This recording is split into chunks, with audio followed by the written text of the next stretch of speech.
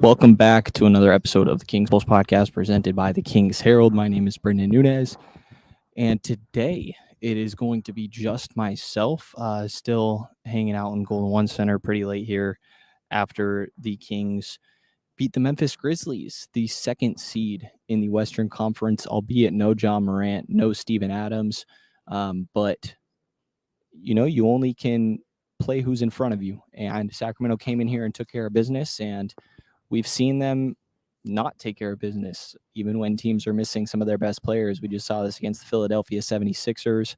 No Joel Embiid, no James Harden. The Kings got bullied, and that was something that Coach Brown talked about a lot, just the lack of physicality. And the rebounding was a clear issue against the Philadelphia 76ers. It was important to come out today and, just not necessarily make a statement, but just not let that happen again. Make sure that that was clearly a point of emphasis, and make sure that does not happen again. Specifically when you thought that maybe Steven Adams could be a part of it, and he put up a just absurd amount of rebounds the last time these teams went against each other, specifically on the offensive glass. Tonight, when you look at the rebounding battle for the Kings, 21 to 42 defensive rebounds, 31.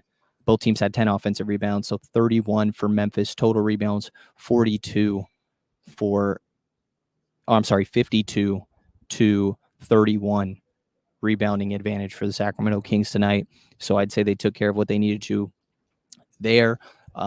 Fair warning, today's episode is going to have a lot of quotes, a lot of audio clips from the post-game press conferences. I thought that there were just a lot of notable things. Typically, that's kind of not my style, but I thought that there was just a lot of very notable things in post-game. I love talking to Coach Brown, hearing from Coach Brown, and I think he's not afraid to tell it like it is, the good and the bad, and he's very insightful. So I'd like to kind of share that with you guys. So fair warning, today is going to be a little bit quote heavy, but I think hearing it from the guys that are directly involved, coaching staff, players on this team is important to kind of get their perspective rather than just hearing my voice over and over.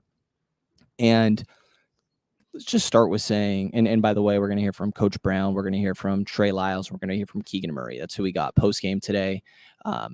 Anybody listening on the audio side, I always forget to say this at the beginning, podcast also available on YouTube. We are going live here, and that's the plan after every home game.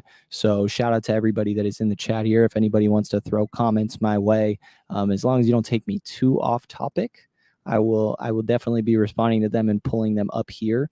But podcast is always available in video version on YouTube as well. So definitely feel free to check that out. And anybody on the YouTube side, obviously it's available in all audio forms on all audio platforms, major listening platforms as well. But today was just kind of one of the more weird games that I feel like I've witnessed. The Kings came out and tied an NBA record 12 made threes in a single quarter, and that was the first quarter.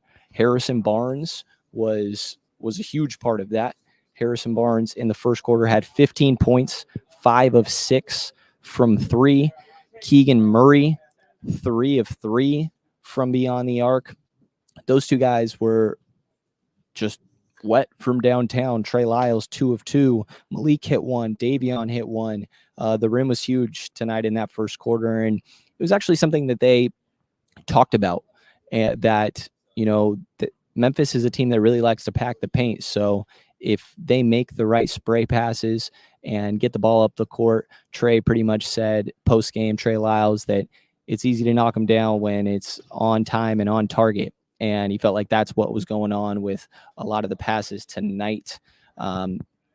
What's up, everybody in here? Really appreciate all of y'all hopping in.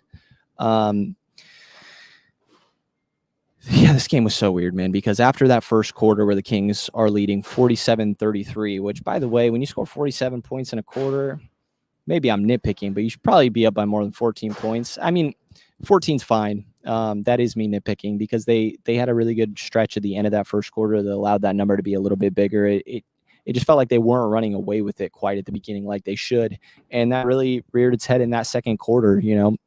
Kings only scored 19 points. They had 9 turnovers in that second quarter alone. This is a game that the Kings won by 33 points, and they had a season-high 25 turnovers for 23 Memphis points. 25 turnovers and winning by 33 is borderline unheard of in the NBA. But they were able to get some stops when it counted, and it's really like that was the ugly quarter. The third quarter was neck and neck, 34-29 advantage for the Kings. And then that fourth quarter, man, they held the Memphis Grizzlies to 10 points in the fourth quarter.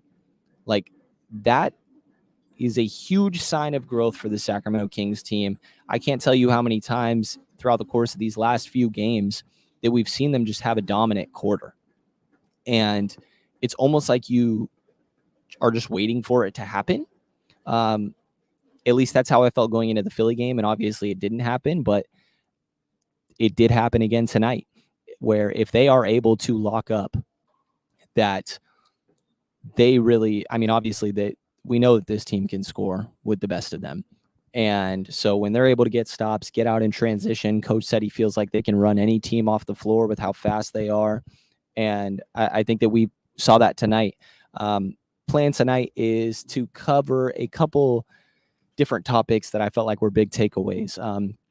First of all, let's start with coach really complimenting De'Aaron Fox post-game in this one.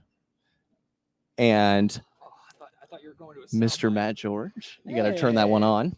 Hey, I just was going to bomb. You got to turn that one on. I did turn it on. Oh, did you? That's oh, fine. This is me. Unbelievable. There we go. See this? Matt George hopping in here. Trying to silence me. I was really meant to bomb this, but I don't know how this happened. You're fine. You can leave whenever, but Okay, I have another mic set up. I appreciate people stopping by. I was just starting with De'Aaron Fox. That's what coach started with, just setting the tone defensively. I mean, I thought that Trey Lyles, to me, was the obvious pick for defensive player of the game, but De'Aaron Fox was well deserving as well.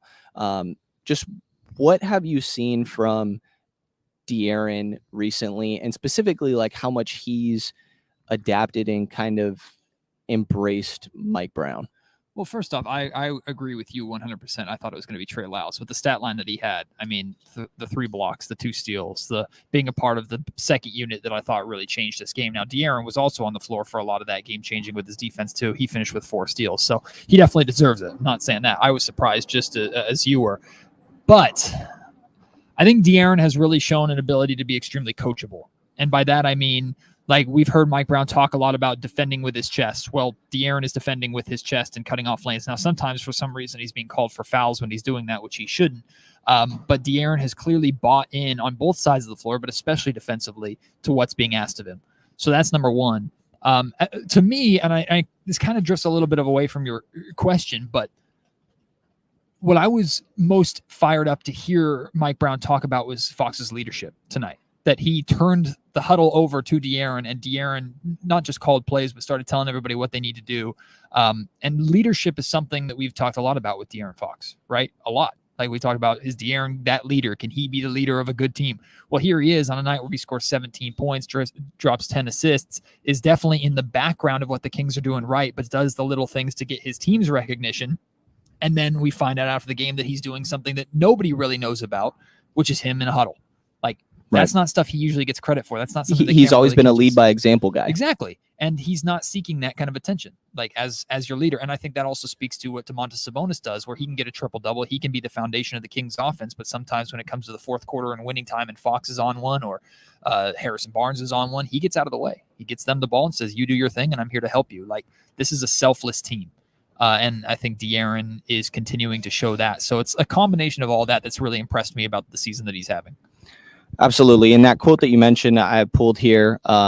So I'm going to play that here. I'll let you go. I appreciate you stopping by. Matt George, Locked On Kings podcast, ABC 10. I was just going to bully you, but I mean, you're such a great show that I'm happy to be a part of it. Yeah, I really appreciate you.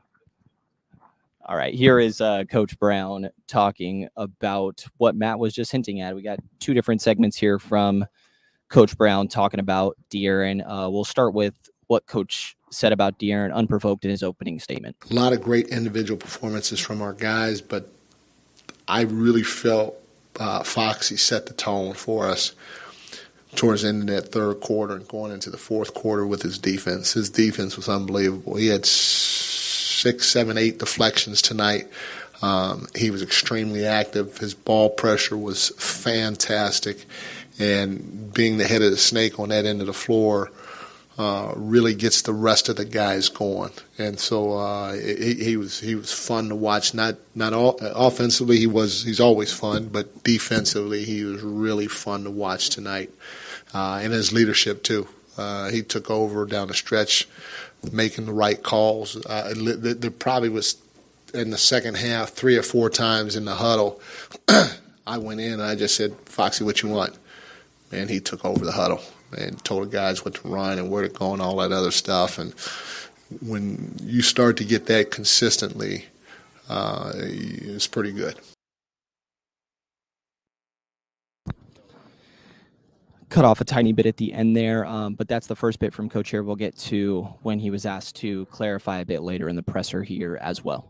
What you were explaining about him talking in the huddle and explaining things to guys, how would you characterize his growth in those terms, and how important is that to where you guys want to go? It's huge. I can't remember who told me this. I've had so many great mentors from, Pop to Bernie Bickerstaff to Tim Gergovich, on down the line. I know I'm missing a ton. Steve Kerr was great for me the last 6 years. But when your players are speaking your language, especially your leaders in the locker room, in practice, in the huddles, and guys are responding to what they're saying, that's when you know your team's heading in the right direction.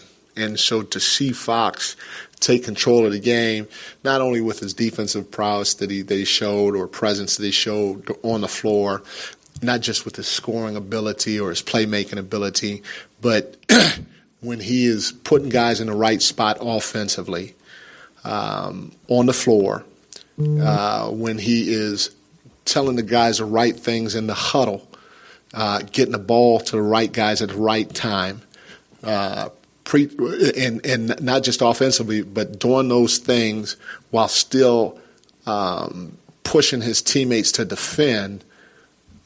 That's good. That's great, and that leads to them taking over this team and having ownership of this team.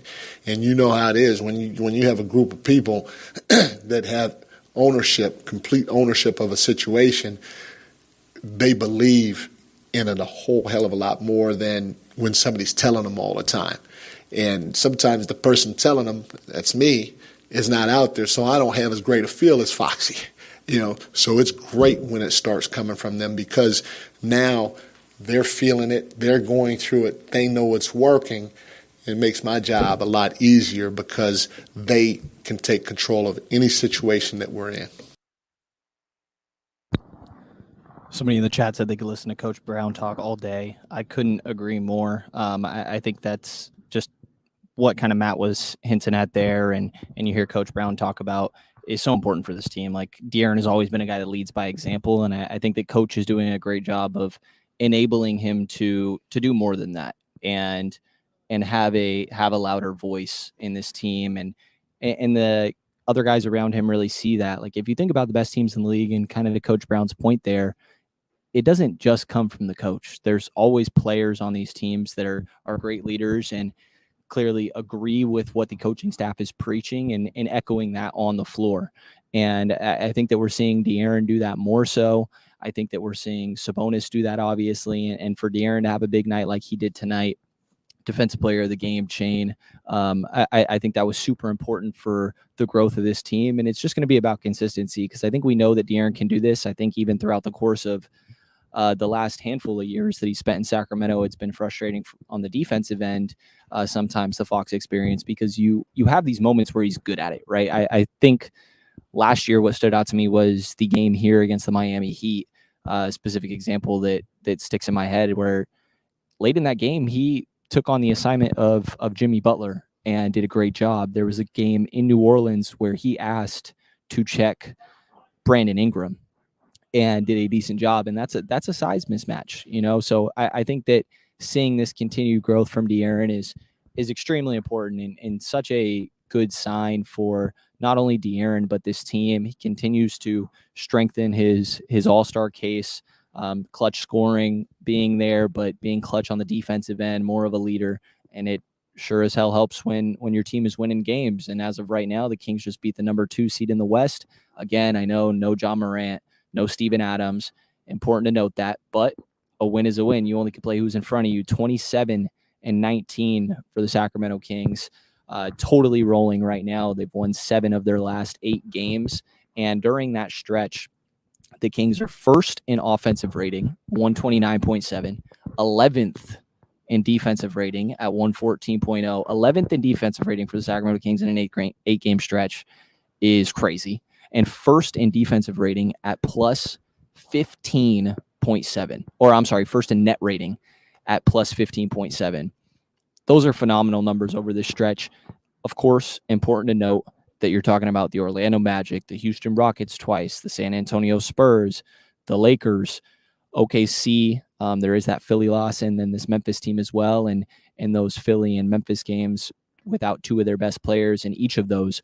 But you're taking care of business. I think there's a lot of times we've seen the Kings play down to their opponents throughout years prior, and maybe they were guilty of that a little bit in that Philadelphia game, but to come back the way that they did tonight, I thought was important. And De'Aaron's leadership was a huge part of that Coach made sure to point out.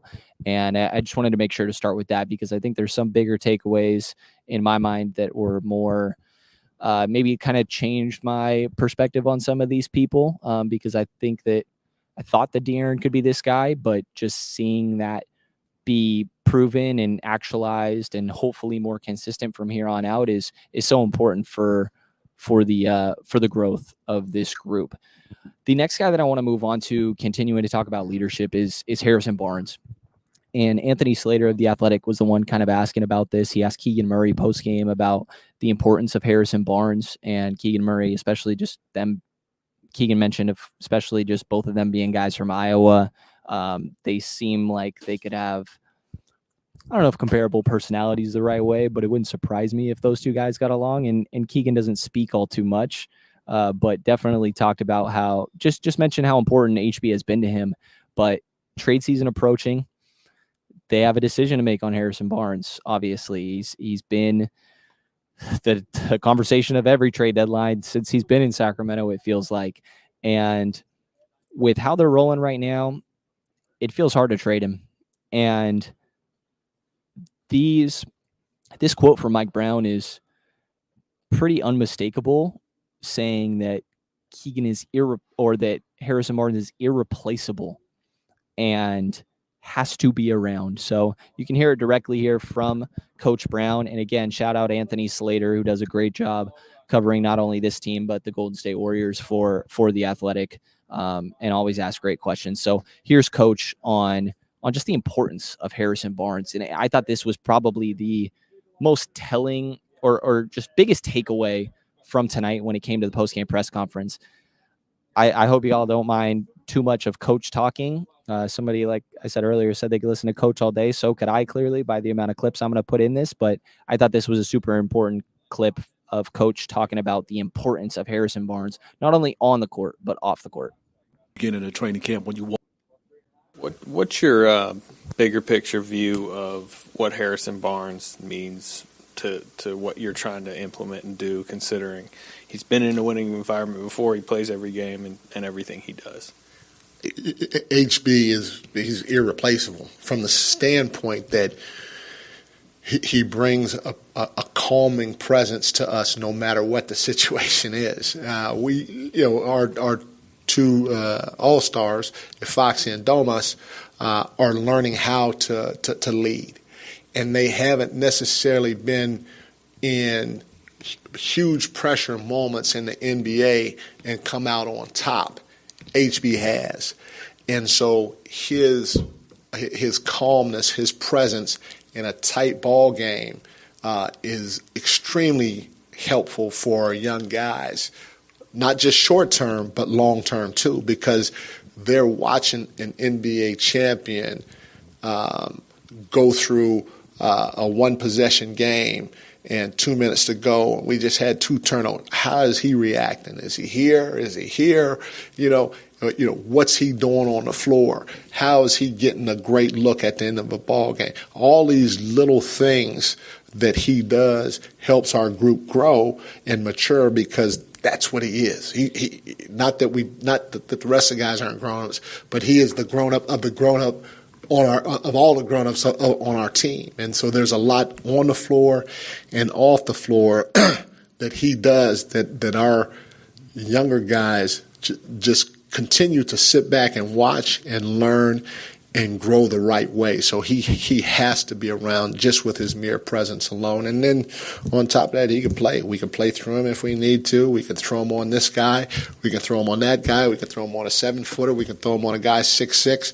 So his versatility obviously is huge for us defensively as well. He has to be around. No mistaking that from Coach Brown. And HB is obviously important to this team, man. I know that he has nights where he disappears. Like, even if you want to look at tonight, to be honest, not to say he fully disappeared tonight or anything, but he had 15 points in that first quarter and then ends the game with 20. Like, on the floor, maybe there is some inconsistencies at times, but Coach has talked so much about the inexperience of this team when it comes to high pressure situations. And you heard him mention it there, like that there are 2 all-stars on this team, De'Aaron Fox, Domantas Sabonis, all-star caliber players, I guess I should say, haven't really been in these high pressure situations and come out on top. HB has. HB's been a champion. He talks up Dellavedova for the same reasons. This is why Coach Brown is so important, and clearly why Harrison Barnes is so important. So, man, if HB's moved after all this, I'd be pretty shocked. But we'll have to see. It's obviously one of Sacramento's biggest assets if they are trying to make a big swing. So it'll be interesting to see how that all gets navigated. But Coach is making it very clear how he feels about Harrison Barnes and the importance of him on this team. And it's apparent night in and night out. So, and of course it goes beyond, like I mentioned, I have some reservations at times with his on-court production being a bit inconsistent in my mind, but off the court, there's so much value there that I think can't be understated.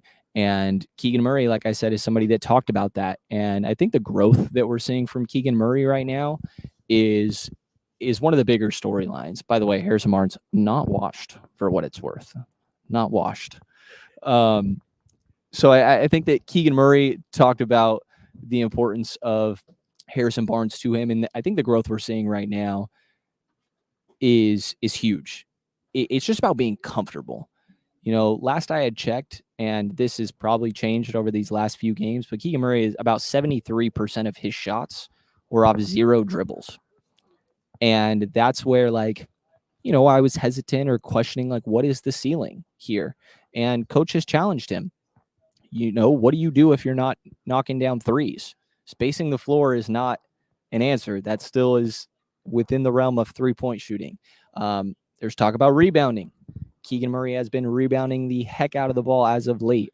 January, Keegan Murray is averaging in the 12 games that Keegan Murray has played in January, that the Kings are 8-4. He's put up 14.4 points, 5.8 rebounds on 52% from the field, 51% from 3 on 6.3 attempts per game, and 93% from the free throw line, just over 1 a game. So take that small sample for what you will there. But the field goal is not a small sample, 9.6. 3-point, like I mentioned, the 51% from 3 on 6.3 a game. Keegan looks so comfortable, man. And he's putting the ball on the floor. He's finishing around the rim. He's not doing all this double clutching anymore. He's had a couple dunks. I don't know about on people, but around people, which I think is big. And there's blocks, and blocks aren't everything. Coach always talks about he doesn't really care about blocks. It's just more about deterring shots. But obviously getting your hand on one is the best way to make sure that happens. But if you're swatting, sometimes you're going to get fouls and things like that. But I think that Keegan Murray's been rotating so much better. You've been seeing him drawing charges. And he's just long guy. Pause. But 6'8", I think is huge. And for him to have the movement shooting he does, like that elite skill, I don't mean to downplay, but there needs to be more than that. And we've seen that. So I'm going to start with, I got to ask Keegan post-game today, just how much more comfortable does he feel? Because I think there's an adjustment to the NBA that we're clearly seeing. And here you can hear Keegan Murray himself talk about how much more comfortable he is. Yeah, Keegan, you look a lot more comfortable out there, like putting the ball on the floor offensively, rotating defensively. Like, how much more accustomed do you feel to the NBA at this point? Yeah, I mean, we play games. We play a lot of games. So, I mean, at some point you got to get more comfortable. And it took me a while to get this spot where I'm at right now. So just keep my confidence high and know that the guys support me, whatever shot I take. So just finding a rhythm in each game because each game is going to be different. And so I just try to find that and see how that goes. Keegan Murray, man, a few words, but just get to hear him confirm that he is feeling more comfortable. And he played 66 games during his 2 seasons at Iowa. That's not each year. That's total. And up to this point, he has already played. Let's see, how many are we at here now? Of course, I can't find this. 41. He's already played more games than he did in his last year at Iowa. He's getting close to, I mean, he's still about 15, 20 away from reaching his total games just throughout college in the NBA itself. So I think it's a big adjustment getting used to the NBA. And I think that we're seeing Keegan do just that, but not so short-winded is Coach Brown. And I asked Coach Brown what he's seen from Keegan's growth and comfort levels, both on and off the floor. So here's Coach Brown on Keegan's development. Coach, how much more comfortable have you seen Keegan grow in the world of the NBA on and off the court? He's getting comfortable. I mean, you could just see it. He's starting to attack more. And when he attacked early in the season, he was shooting a layup, fading away and getting it smacked, And now he's starting to understand that I am pretty strong. I am pretty athletic. I do have some quickness. I can score over people. And that evolution is just the beginning of what he can be, because we already know he can shoot the 3. Most people, they haven't seen a ton of it. His pull-up game is going to be outrageous, I'm telling you, because he's got just such a great touch. But now his ability to get to the rim and finish in traffic is his next step offensively, because when he does do that, he's just going to have the defense go like that, and now plays are going to be simply made for his teammates. And it's going to make the game not only easier for him, but easier for the rest of us, which is what we're waiting on. But the evolution is starting to happen right in front of us. Evolution is definitely happening right in front of our eyes. I think that Keegan Murray's been phenomenal as of late. We've seen a couple double-double nights from him when he had 0 rebound nights not that long ago. Ends the night tonight with 20 points, 8 rebounds. Have a good night, bro. 7 of 11 from the field, 5 of 7 from 3. Just phenomenal growth from Keegan Murray, and that's such an important thing for this team. Coach talking about his pull-up game being great as Matt chimes in over there, leader of the Keegan Murray hype train. And I'm eating my words over here. B-, I think, is what I gave him.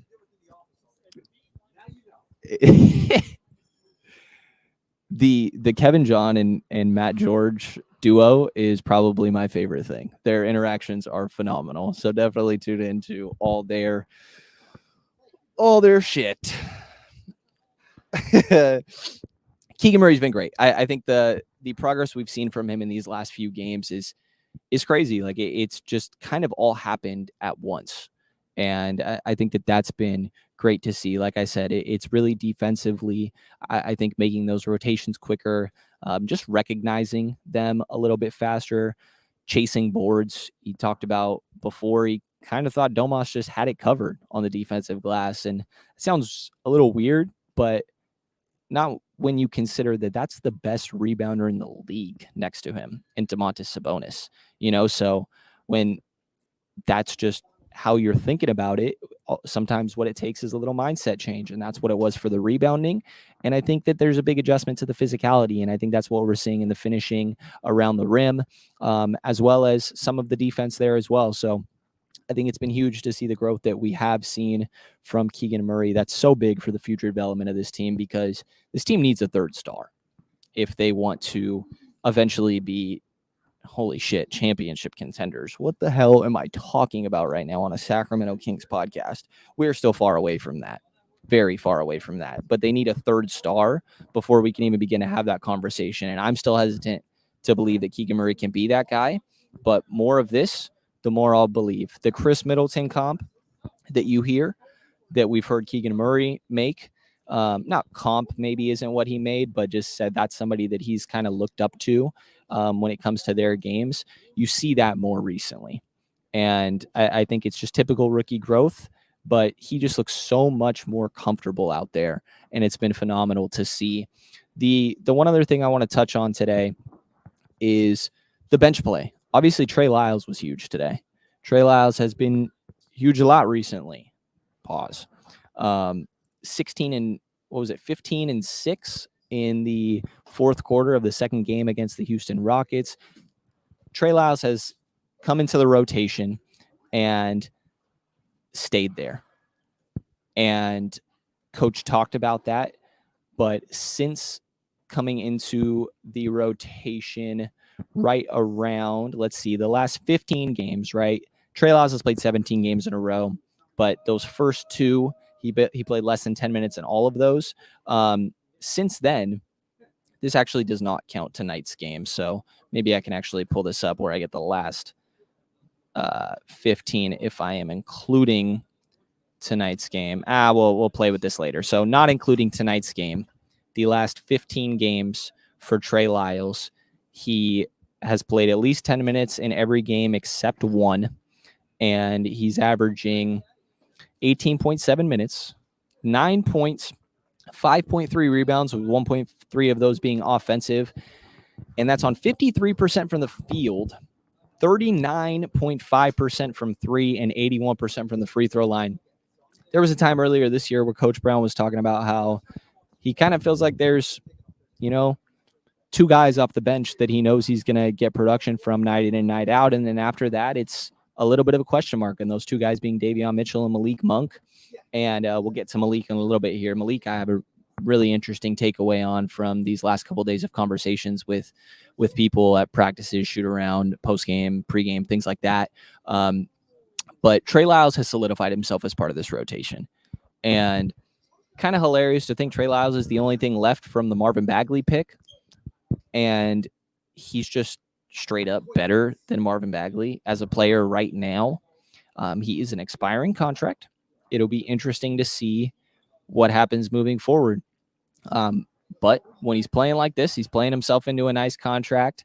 Losing 15 pounds prior to the start of the season, I think, has been big for his just in enabling this performance, which is something he talked about post-game today. He's just not getting tired out there, and probably helps that it's a contract year. It motivates you a little bit more to go and do that, right? But Trey has been phenomenal these last couple games, and just having that solidified eight-man rotation is really important in my mind. Helps the other guys get some rest. Like after HB and Keegan, who I highlighted prior to this, it was like, okay, who are your wings forwards? And I think that was a little bit of a question. And right now it's been Trey. We'll start with Trey himself, talking about his defensive impact, because I thought he was phenomenal on that end tonight. If you just want to look at the basic numbers, you get 2 steals, you get, where are block shots? 3 blocks. He drew a charge. There were plenty of deflections. They're always highlighting defensive rebounds. He had 6 defensive rebounds tonight. He did it all in 25 minutes. Trey Lyles is a part of the closing lineup and had every he deserved to be. So here's first Trey himself talking about his defensive impact tonight and what was working for him, and then we'll get to Coach's thoughts on Trey as well. And by the way, in the comments, let me know what you think about running all these audio clips, because I know today's episode is heavy on that. But like I said at the beginning, I thought that it was fitting, and there were, to me, a lot of takeaways from these. So here's Trey, but let me know your thoughts. beginning of training camp when you walked in, a few pounds lighter. It's paying off, huh? Yeah, being able to run around a little faster and make more moves offensively, defensively, and just not getting tired. So, it helped out a lot. Yeah, Trey, big defensive night for you. Blocks, steals, deflection, drawing charges. Just what do you make of your performance on that end? Just being active, being in the right spots, doing what we do every day in practice, all the drills that we run, and just trying to go out there and help the team on the defensive end. Like I said, the coach is a defensive coach, so I know that if I play defense, it's likely I'm going to play a little bit more, so I got to be out there and keep my head on the swivel and active. Coach is a defensive coach, so I know if I play defense, I'm going to get out there more. That is a credit to Coach for demanding that and making his players understand the importance of that. That is also credit deserved to Trey Lyles for believing that and just taking that to heart, like capitalizing on that, because we've clearly seen Trey do just that. And who would have thought that Trey Lyles would be one of the better defensive players on a Sacramento Kings team on any given night? Apparently, it doesn't really surprise Coach Brown, though. Here's Coach Brown talking about what Trey meant on the defensive end of the floor tonight and just the stretch that he's been on. You've talked about the second unit and what they need to do defensively. Trey tonight specifically with the 3 blocks. I know you don't love blocks, but the 2 steals. Just what kind of impact did his performance on the defensive end have on the second unit tonight? It's huge. Trey's 6'9". Not only that, he's a big guy. He's an experienced guy, and he's got a tremendous feel. And his team defensive instincts within our scheme can help us get to the next level. And people in the past might say, "Oh no, he's not a great defender." No, if you guard like you're supposed to guard in this league, which in my opinion is 5 guys have to guard the basketball, and you have 5 Treys, you can be a pretty good defensive team. Because he's going to bust his behind. He's going to use his length. He's not afraid to get hit in the nose. He's going to try to rebound, and he's going to get out and run. And all those things get contagious. And so we need his presence because he's not afraid, because he has a great feel, because he's going to play so hard, because he's going to try to finish the play with a rebound. And we got guys starting to fall in line that same way. But that's why – I started playing him, I don't know, a month ago, and he hadn't come out because he's doing those little things. And sometimes he's not shooting the ball well, but he's still doing those little things that don't always add up in the stat sheet, and we need that. We need that every night. Coach saying that if we had 5 Trey Lyles out there, I think we'd be fine defensively is a pretty wild quote. But I understand his point that Trey has enough size, strength, and just defensive understanding that if he's giving all out effort and following their defensive game plan and sticking with their 5 staples on the defensive end, which see if I can do this off the top of my head, but multiple efforts, communication, no middle. Damn, I am tired, y'all. No middle. I can do this, I swear. I might give up. Being physical without fouling. And there's one more that I'm not remembering right now. But Trey has been phenomenal at just embracing what they're asking him to do on the defensive end. And Coach talking about Trey, I think, goes beyond just Trey Lyles. I think that what he said is something that holds true for probably how he feels about everybody on this team, that nobody has like any crazy physical limitations that make them forced to be bad defenders. Maybe they're not going to be great, but you shouldn't be a liability out there. And I don't think that Coach will allow anybody to be. And that's very much what we've seen.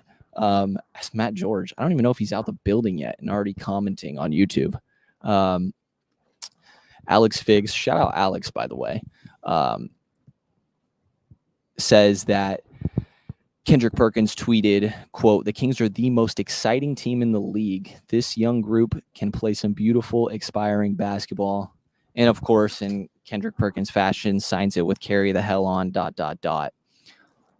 the national recognition the Kings are getting is something that I'm still getting used to, and it's just a little uncomfortable, but it's warranted, man. And I think that we're going to see that continue to happen as this team keeps it up. So huge night from Trey Lyles, and just him becoming a staple in this rotation is so important. I think I forget where I said this the other day, but got asked, like, if the playoffs started today, would Trey Lyles be part of the playoff rotation? And I was kind of like, I don't think so. I was wrong. For sure, right now, he would be part of that playoff rotation. What his minutes would be, I don't know. But I think that Trey absolutely would be a part of that right now. There's nights where he's closing for this team, and that was tonight. So I think that Trey has been phenomenal. And again, credit to not only the coaching staff, but also the players for responding to what the coaching staff has been asking of them. Last up is Malik Monk, who had a good night tonight with 13 points. Let's see, 8 assists, 9 rebounds. He was flirting with a triple-double. There was a point that Hunter Patterson, who works, which, by the way, people need to follow Hunter Patterson on Twitter. He works for The Athletic and has been covering the Sacramento Kings throughout the course of this year. That's at Hunt Patterson _ on Twitter, and one of my favorite people to interact with here at games.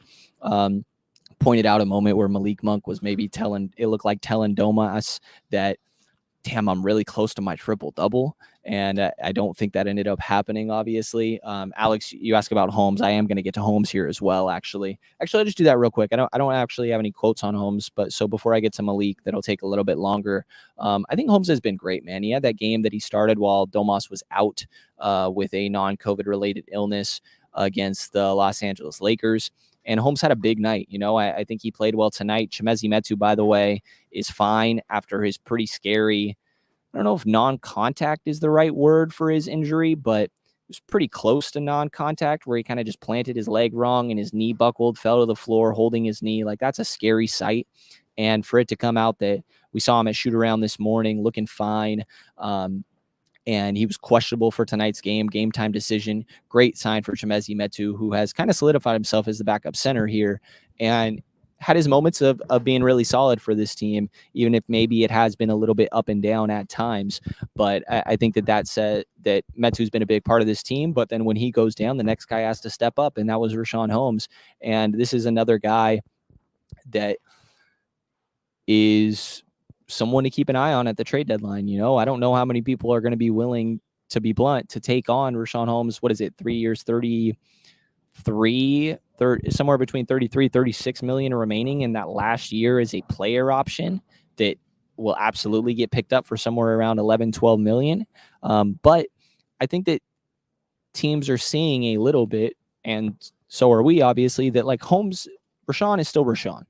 He still is going to give you all out energy on the offensive end. I think that he's somebody that appreciates getting in a rhythm. And I think that that's important. But I think that if you still go out and run a lot of pick and roll with Richaun Holmes, you still have that same efficient guy on the offensive end. You still have just an absolute dog defensively, and just all around. Like, the effort is infectious that Richaun Holmes brings. And defensively, maybe he fouls more than you would like, but I think that there is some bit of switchability there with Richaun that you also saw in that LA game. Coach talked about, getting him to work on the angles of his screens a little bit more. And Richaun likes to slip a lot of screens, hoping to get that ball. But I think just staying planted and making sure that the defender is running into your chest and being on the same page with the ball handler, you're setting that for, like, teams are saying Richaun is still Richaun. And it's great to see that guy, to be honest, still exist, because I questioned so much throughout the course of this year if he did. And it was hard not to, but he's still absolutely there. And I think that that's been important. So moving on to Malik, though, like I said, Malik had a big night, borderline triple-double, but he's been struggling recently, man, like really bad. Someone talked about, like, I forget earlier this year, like, oh, Malik Monk never has 2 bad games in a row. What about like 10? Because Malik had been bad, man. If we go back to, let's see how far back I want to go. Let's just look at January for Malik Monk. Malik Monk in the month of January, and this does include tonight's game, is averaging 18.9 minutes, 9.1 points, 3.5 rebounds, 4.1 assists, but 1.5 turnovers on, get this, 34.3% from the field and 26% from three. That's on 4.5 attempts per game. He's been tough. He still does his playmaking when he's out there. Coach had a hilarious quote that I'll get to here in a second. I promise it's the last quote that I'm playing of the day. That, he's nervous every time Malik has the ball in his hands, somewhat jokingly, but Malik also has this just electric play style that sometimes is going to come back to bite you, but other times is going to hype up the entire stadium, your team, and just totally get you going. And I think that we saw that tonight. But there's something we've heard a handful of times the last couple of days. We heard Coach talk about this, I think, at a practice, I believe it was. I could be wrong about when that is. That might have been pregame, prior to the Philly game, or maybe postgame. But he just talked about how it's important that he stays in the gym. And that by itself stood out to me, but I wasn't sure if I was kind of reading too much into it. But then we get De'Aaron Fox at shoot around today. And when De'Aaron Fox is asked about Malik Monk's recent struggles, the first thing he starts with is that it's important for Malik to stay in the gym. And that was the full comment on that before he went to, sometimes guys are going to miss shots up and down, blah, blah, blah, right?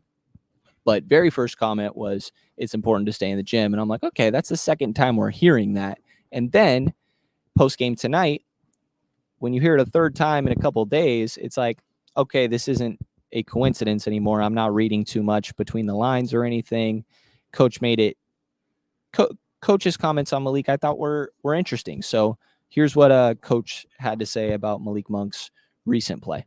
It seemed like you're bothered when Malik, that is, when he's missing shots. Where is it that you mentioned obviously the ball in his hands, but what gives you the most concern when maybe the shots aren't falling for him and how it possibly affects him? Well, so the first thing is if he's missing shots, I'm okay with it as long as he's going in to get extra work. Because then to me, that's showing that he's focused. Because not everybody's going to make shots throughout the course of the year. It's a long season, a lot of up and down.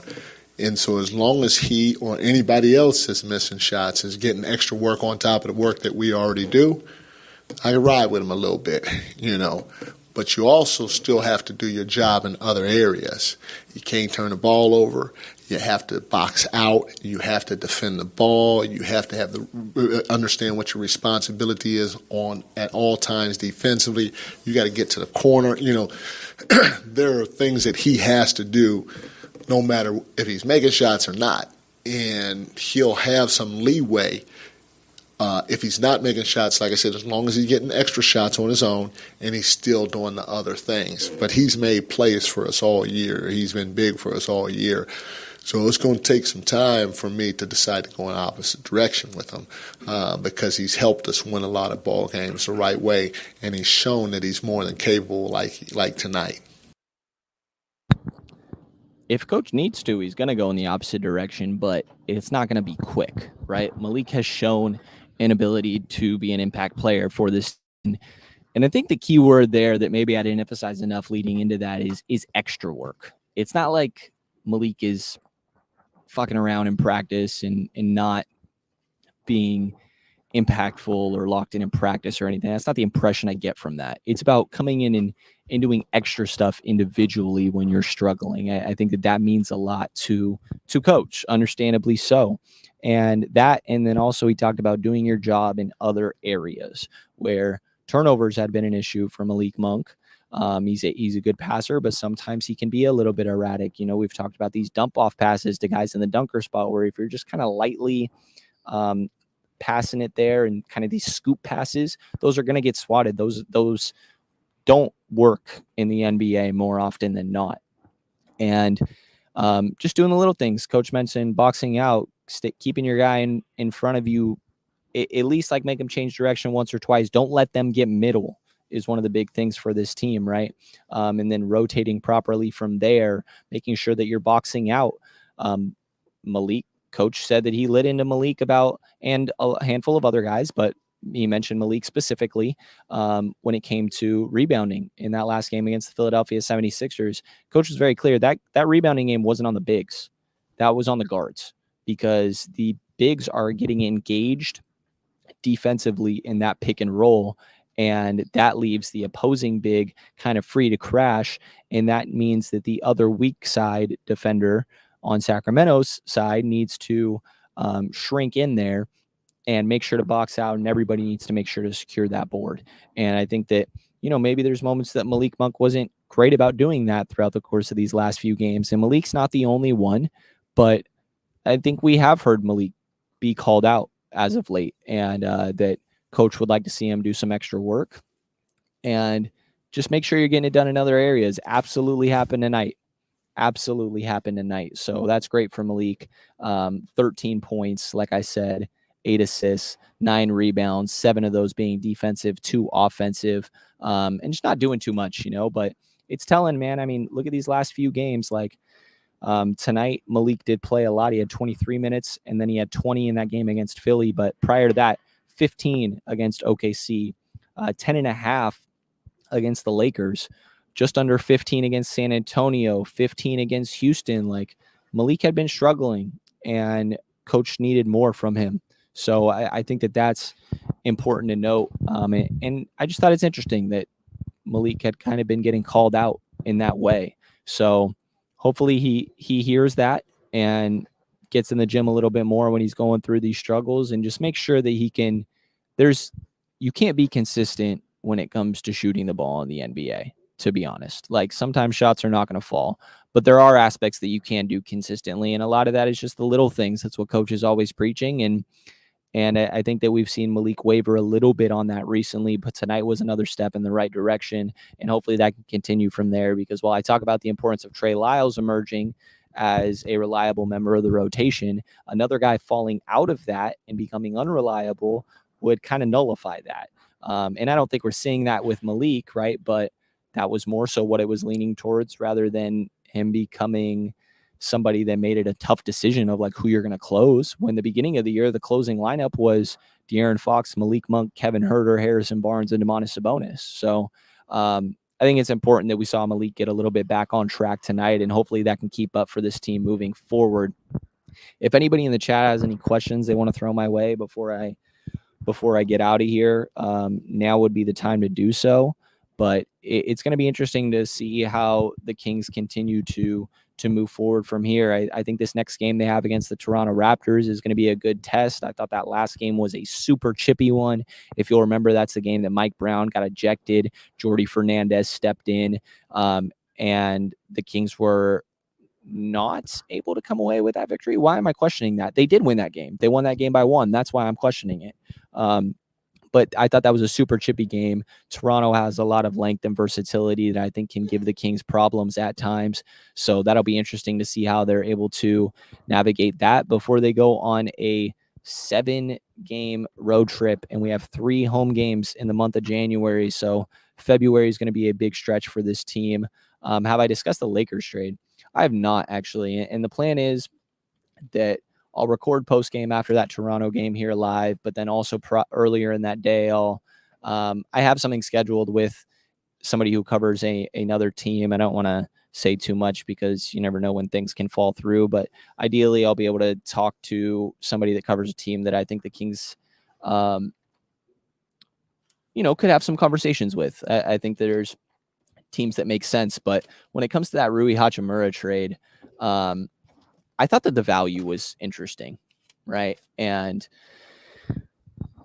it's intriguing. The trade was Rui Hachimura, who's 24 years old, about to be 25 on February 8th, and going into restricted free agency on a Washington team that already needs to pay Kyle Kuzma, and it seems like that's what they're leaning towards planning on doing, and they're already paying Bradley Beal and Kristaps Porzingis. So writing was kind of on the wall for Rui Hachimura, but got traded to the Los Angeles Lakers for 27-year-old expiring Kendrick Nunn, a Chicago 2023 second-round pick, which is currently sitting at 39th, the LA's own 2029 second-round pick, and then LA actually owned Washington's 2028 second-round pick. So the third second-round pick in that trade is the worst of LA or Washington's 2028 second round pick. It's really not a lot for a guy like Rui Hachimura. I don't know exactly how to feel about Rui. I'm admittedly a lot more comfortable speaking on, and I feel like educated on guys in the Western Conference, but obviously there's scoring upside with Rui. Defensively, still kind of TBD, figuring out what his most ideal position is. But I think that this is interesting. You know, I think that this is the type of deal we could see the Kings make, in my mind. A salary match and a couple second-round picks. And the Kings have second-round picks they're working with. You know, they have they have all of their own second-round picks up until 2029. So that right there is a 2023, 2024, 2025, 2026, 27, 28, 29. Sorry, I'm horrible at math, so just doing this on my fingers. 7 of their own second-round picks right there. And then they also have Indiana's 2023 second-round pick. They have Dallas's 2024 second-round pick, Portland's 2025 second-round pick, which might be a sneaky good one, and Dallas's 2028 second-round pick as well.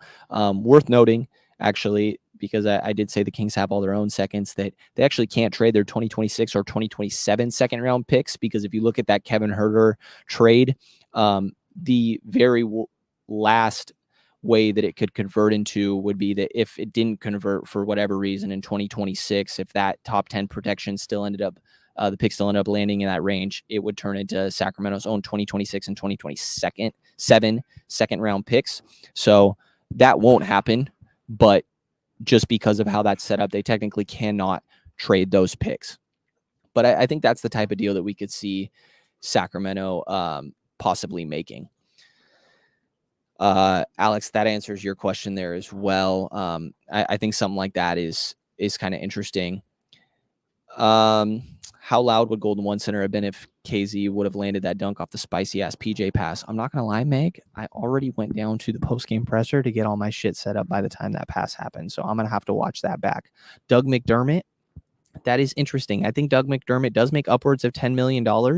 And that's the complication there, is what would the matching salary be? But I do think that McDermott is interesting, somebody that has played with Domantas Sabonis, a 40% three-point shooter, a smart player overall. I know Kevin Huerter mentioned on the Low Post podcast that he shares an agent with Doug McDermott, and then when he was traded to Sacramento, that Kevin actually talked to Doug about what it's like to play with Domas, and he just said, "You're going to love it." And I think that that says a lot. Doug McDermott is a type of guy that I think is interesting to me. I'm shocked that Hector's saying Mark Stein said that people are monitoring Richaun Holmes as a potential buyout candidate. I'm not well enough educated on this, but I feel like it'd be pretty shocking if the Kings bought out a guy that had 3 years, 30. I should really know what this is. 3 years, $36.1 million remaining on his deal. I feel like it's very rare that you see that happen. That's all I got, guys. I'm going to get out of here. Pretty late here, still hanging out in Golden One Center. I appreciate everybody that hopped in here, and thank you to everybody that listens or watches the show. As always, yeah, I'm not sure about that buyout thing. That doesn't sound right to me. But admittedly, one of the aspects of the league that I'm not well enough educated on yet. So I'll try to brush up on that and check in again with me this next episode here for sure. But like I said, I really appreciate everybody that supports and enjoys the content. I'm glad to be doing it. It means the world to me that I fucking get to be in Golden One Center at 12:30 or what time? Yeah, 12:30 a.m. Like this is amazing to me. So it's much love to everybody in here, and much love to everybody at the Kings Herald who played a big part in me getting to this point. And obviously check out all of their work from the great guys and gals there that I become good friends with. Take a look at their Patreon to support local independent Kings coverage. And if you enjoyed this episode of the Kings Pulse podcast, please subscribe, rate, and review, and you'll hear from me again next couple days.